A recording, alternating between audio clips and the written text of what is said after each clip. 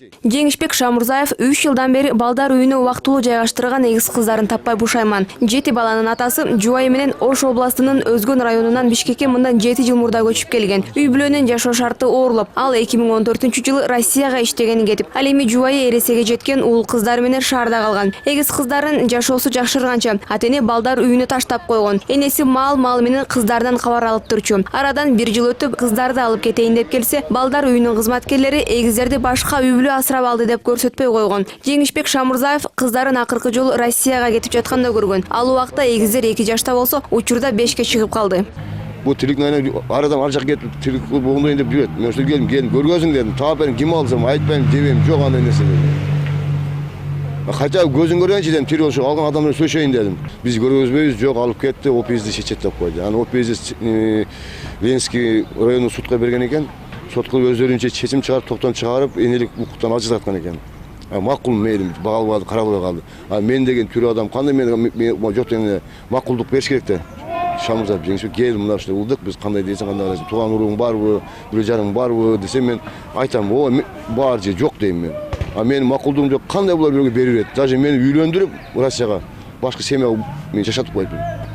Андай мүмкүн эмес, нике заксыз бар, даже кыздардын метрикеси бар. Андай болгон эмес, Андай болгон эмес, вообще андай болгон эмес.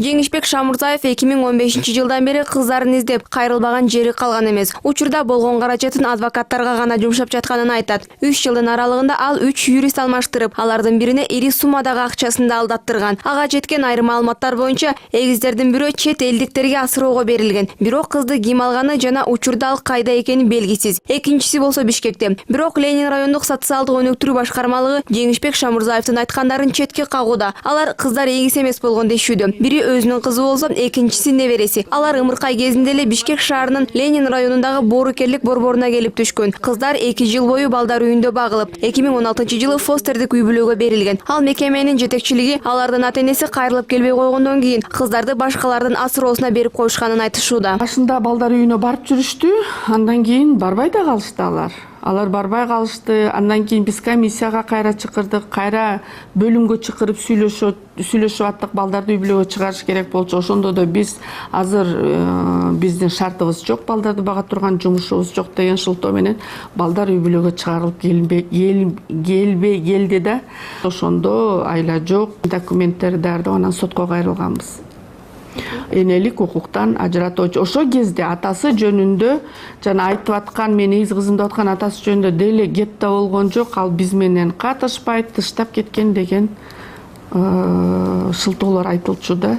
Ата-энелик укуктардан айла жок учурда гана эгерде ошол ажыратылат да, мисалы үчүн өз баласына зордук зомбулук түрлөрүн көргөзсө, мисалы үчүн ошо уруп сабап, сел саяктатып, баягы сыртка чыгарып карабай кеткен учурда да болот. Же болбосо баягы үй бүлө мүчөсүнүн бирөөсү ошо балдарга кандай бир коркунуч келтирип, ошо дуушар кылып, мисалы үчүн энеси болгон учурда атасы баягы энесин сабап, балдарын сабап кандай бир учурлар болот го, ошол учурда дагы ата-энесинин бирөөсүн укуктан ажыратылат да негизи.